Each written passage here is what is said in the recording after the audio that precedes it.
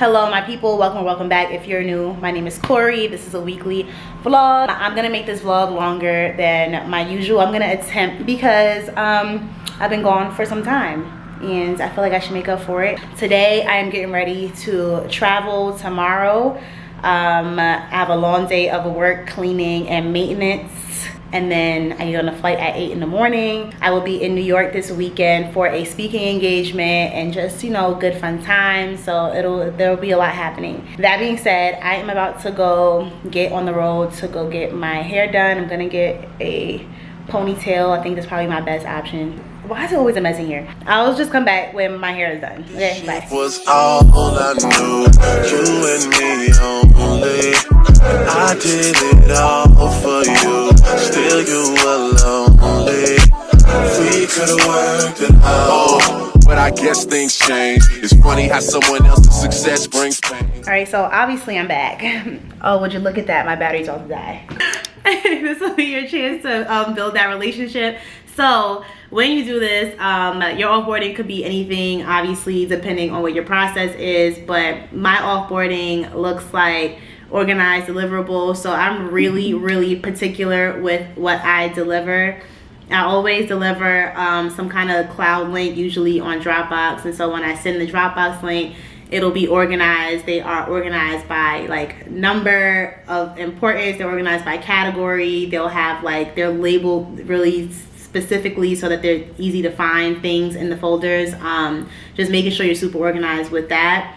The education and guides, again, is what I deliver in addition to that, those deliverables. So I may have like a readme sheet in there, which is just a PDF that explains what's in the folder. Sometimes I put that in their guide itself, but it just depends on what their guide consists of. But it might just be a PDF in there that explains, like, say I included some stock photography in their final deliverable, and I'm including information on how to get more and what to look for and how to make sure it's good for them to use commercially. Same thing with the fonts, where to download them. Same thing with just basically anything that's in there, explaining the logo types. Like I said before, you use this, PNG, you use this. This is RGB is for this, CMYK is for this. All those explanations would be in there. This was really helpful. I feel like this just made me feel like I need to get on my Zoom. I be tripping. I really is just definitely need to get on my back end systems. Yeah. I feel like always what is standing between me and, like, I don't know. I definitely think this is the part of it that separates everybody, basically, because I mean, you know, everyone basically does. Of course, the skill level is different, like the types of design are different and things like that. But people can find designers anywhere, but where will they find the person that's like right for them? I know for me personally, like when I work with people, I am someone, like, I'm the type of person you have to chase down for stuff. and I hate to be like that, but just the reality. And so I like to work with people who are super organized or have like systems that are in place that make my job easier. And so like finding someone that matches you in that way, having those processes in order is important. The way I took a nap by accident and my day has escaped me, and my nap was only 40 minutes, but just now, what you just saw, I did my monthly meeting with my patrons on Discord, and today we talked about basically processes and things you can offer to prospective clients and your clients, and how to attract higher paying clients, make your services more valuable so you can charge more. So we did that. That was cool. If you're interested, the link to the Discord is in the description, and you will see when you get in there, server subscriptions is how you get into the group mentorship aspect. But I am cleaning as usual. Look what it looks like in here.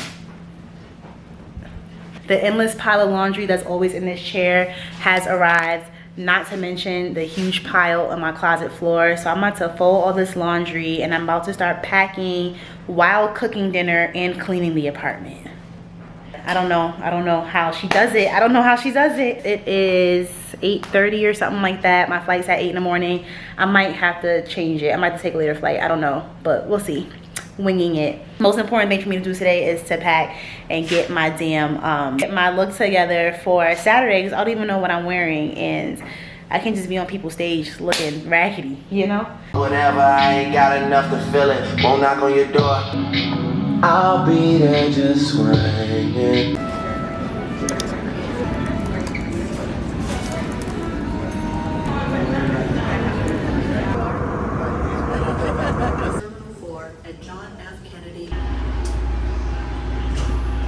All right, y'all, I made it. I am in Brooklyn. You've seen me come here before. I'm at my best friend's house, but y'all, I have anxiety like crazy right now. I'm editing right now, but all day today I was editing some other videos earlier, but I have anxiety right now because I've been prepping for most of the day for the speaking engagement that I have on Saturday. Today is Thursday. I have to send in the presentation for my masterclass by 7 p.m. today. It is like 5:30. I'm still stuck on a part of it, but it's literally just the presentation part. Like, I could always craft what I want to actually say after the fact, but I just want to make sure the structure is correct. I don't know. I don't even know. I'm not all the way sure on how I want to deliver this message in a way that makes sense or is beneficial to people. I am not a speaker. This is a channel of transparency. I am not a speaker, and I never know if what I'm saying is moving enough. Now, it's one thing to be on a panel. The panel I'm not too concerned about. I answer a couple questions, cool. But for me to be on stage alone and teaching a class where like I'm the expert and people are supposed to listen to me, I almost cried about 30 minutes ago. I had someone on the phone with me trying to walk me through it, and they're actually coming as well. So they were trying to walk me through it and help me like craft, figure out what I want to say. I'm just like, I'm too anxious, can't think straight, so it's not going too hot. But I'm taking a break from it now. I am going to send it by 7, but I'm just going to take a break from it now, edit, and then come back to it with only about maybe a half hour left, so that I just have to send something no matter what. Like, I probably work best under pressure, I don't know, but that's what I'm doing. I'm supposed to go to dinner tonight somewhere, but besides that, I'm just trying to relax. I'm low-key a little, I'm gonna be tired, and I have a busy day tomorrow. I kind of want to cancel dinner, I'm not gonna hold you, but I'm gonna try not to. Today called, it's named after, that's what I'm talking about. Hey everybody, I had a meeting just now. Here's my meeting. He's not paying attention, but he's making me walk a mile to my next meeting, where I'm already upset that I've been having to take the train and whatnot, because I'm no longer used to that, and I think I'm better than that now. Wow. Wow. All right, I'm lying. Don't get everybody excited. What street are we on? Warren, 9. So we still have to walk over twice. Relax, you're almost there. Is it? You got a portable charger? I do, but it's dead. Isn't that dumb? I do what I can. Which is not much. But you should get that, because you can run with that for sure. I don't know what the stabilization and stuff is like. What did you post on there so far? Do you remember? So I made it to my hotel. I'm staying in a hotel just so that I can be closer to the venue that I'll be speaking at tomorrow, because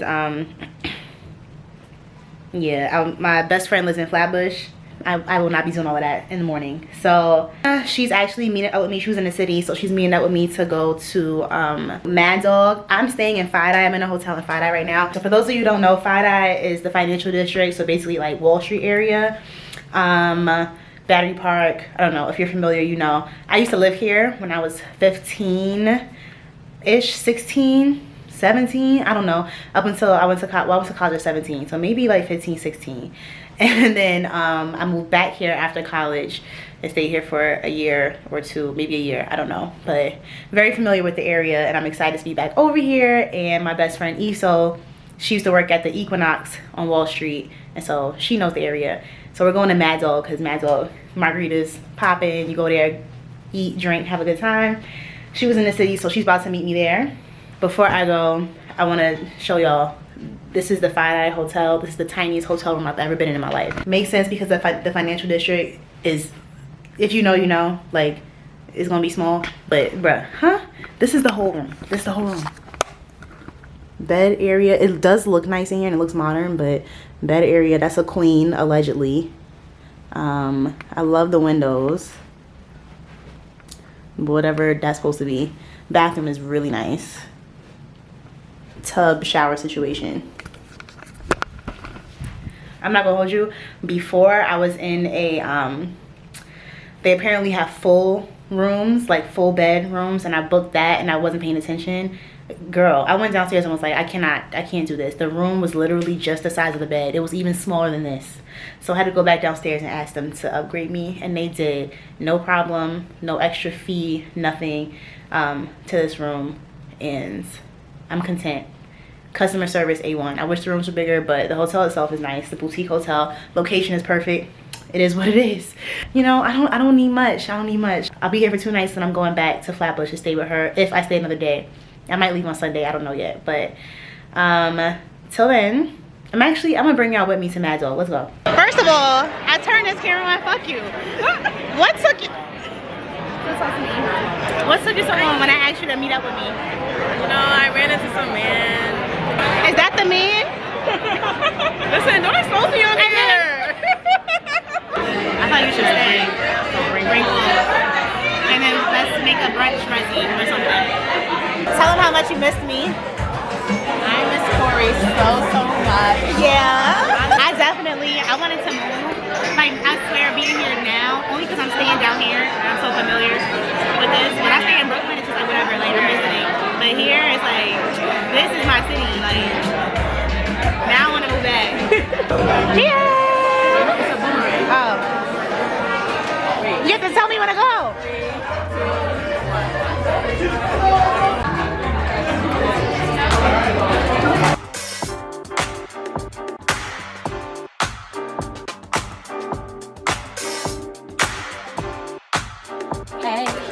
Tell me how you feeling? I'm nervous. I can't breathe. Mm-hmm. Yeah. We're about 5 minutes out. Right.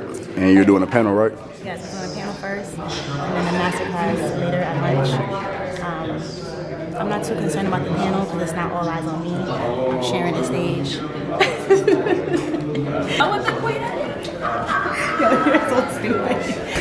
It won't be that bad. The first one won't be bad. It was at this moment that she knew. Let me say something. This is the wardrobe malfunction. You can see me? This is the wardrobe malfunction of a lifetime. Yeah. Why would my zipper break like that? And now I'm stapled in here. No, I'm like. The update is I'm about 2 seconds from crying. Huh? Do I have one? No, because I'm supposed to get another one with all of your biography. I don't know. If the worst thing is worrying about what could have happened, then you're off to a good start. So there's a thing called cognitive dissonance. It's how your brain processes things. And typically, when you're overanalyzing a situation, you have one isolated incident and you apply it to everything that's similar after that. So it was an isolated incident. It got fixed before anything happened. But she's worried about what the possibility of it happening again is. And you can't do that. Because the Lord, so we're gonna end this. She's gonna look back on it. Not only is she gonna have funny content to laugh about, but she's gonna be able to say how impactful it was. She's gonna get DMs with people saying, "Oh, girl, you're so relatable." But right now, all she's worried about is whether the staple's gonna come out. Thank you. Thank you. And now she got a clip too. Come on, see? You see? Extra security. I don't even want to come scared to clip it. Extra security. I'm gonna just chill. We'll see. So we're going to spend some time talking about two things that I think many of us in here are very passionate about, and that is community and culture, and how you really build a culture-forward business that is rooted in community. So we have Corey Roaster. Corey is an Atlanta-based art director known for a pivotal role in guiding and empowering fellow creatives through the vast landscape of social media. Corey has harnessed the digital realm to connect, inspire, and uplift, amassing a following by sharing her artistry and entrepreneurial journey. As an advocate for emerging talent, she curates opportunities for mentorship, experience, and collaboration, fostering a vibrant creative community. Beyond her status as a content creator, Corey channels her expertise as an art director to consult for a variety of business and organizations, developing their branding and digital strategies with her distinctive visual storytelling Her journey from passionate artist to influential art director continues to inspire today's generation of creators. I'll start since I have a mic. So most recently, I was an art director at a creative agency that's rooted in social impact based in Brooklyn.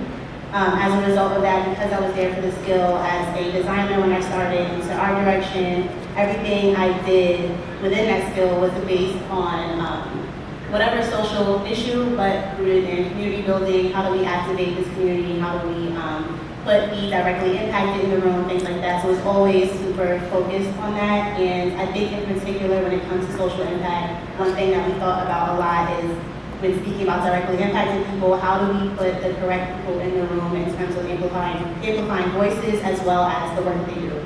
So any activations that we created or any graphic design that I did, it was mostly about who is most important to be at the front of this work. The way that you approach community probably looks a little bit different as a solo individual versus as, an organization. So how do you approach community building differently than a corporation might? And in that, what are some of the challenges that you find yourself facing? And any advantages as well? So I guess the main differences between myself and a corporation obviously are size, I'd say intention, and definitely resources. Lord knows I do not have the resources that a corporation would have, and so right off the bat, that is my main disadvantage. What my offering to my community and in the community building work might not look as large or significant as that of a corporation. I have less to invest, I would say, in that. At the same time, because I'm not investing as much, my risk is, or I'm not investing as much resources and my risk is much lower, I'm able to operate from a space that isn't directly rooted in a financial gain or community growth, things, not community growth, personal growth, things like that. Those things do happen as a result of the work, but it's just not something that I have to make my primary intention. And so I'm able to genuinely care about the community and want to help them in a way that a corporation might not, because they have goals and KPIs to hit from the community building. I also feel that I'm able to be much more personable, and it's a completely different game field when you're dealing with an individual. I'm having a lot more one-on-one conversations with my community. It's much more personal than anything else I've ever experienced working in corporate and doing similar work. Yeah, absolutely. I'm not sure if y'all are familiar with Corey's content, but she is 200% herself, and I really love that you have catalyzed community and I think people around you who resonate with, just being yourself and doing things your way. Speaking as an individual, again, the reason why I started doing this in the first place was because I was looking to represent the person that I was looking for when I first started my creative career or started freelancing. As an art director, I actually don't know too many art directors who look like me or sound like me or from where I'm from, and so I was just looking for that person, and my whole thing about it is that if I don't see it, I should become it.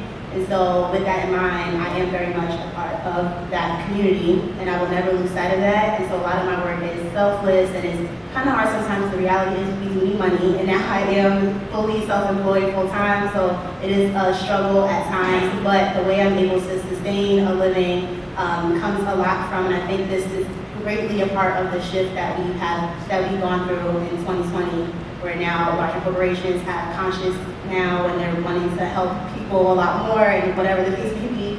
But I think greatly because of that shift, I'm able to connect with those businesses that have the resources to help me carry on the work that I'm doing. So whether I am sharing their resources or getting resources from them and sharing them on their behalf, or if I'm able to reach out to someone and ask for help, it's a lot of just asking and receiving, but acknowledging that I'm doing this from a selfless place, and that my community will work directly with me and we'll get what we can out of everyone else. Diversify your income, which I think is a huge part of it, but outside of that, I think thinking more intentionally about your responsibility to your community outside of yourself. So thinking about how you can, once you are making a profit, how you can allocate that to other places, how do you practice mutual aid, things like that are super important, because the responsibility of it or the wealth gap isn't an individual thing, it's about all of us working together.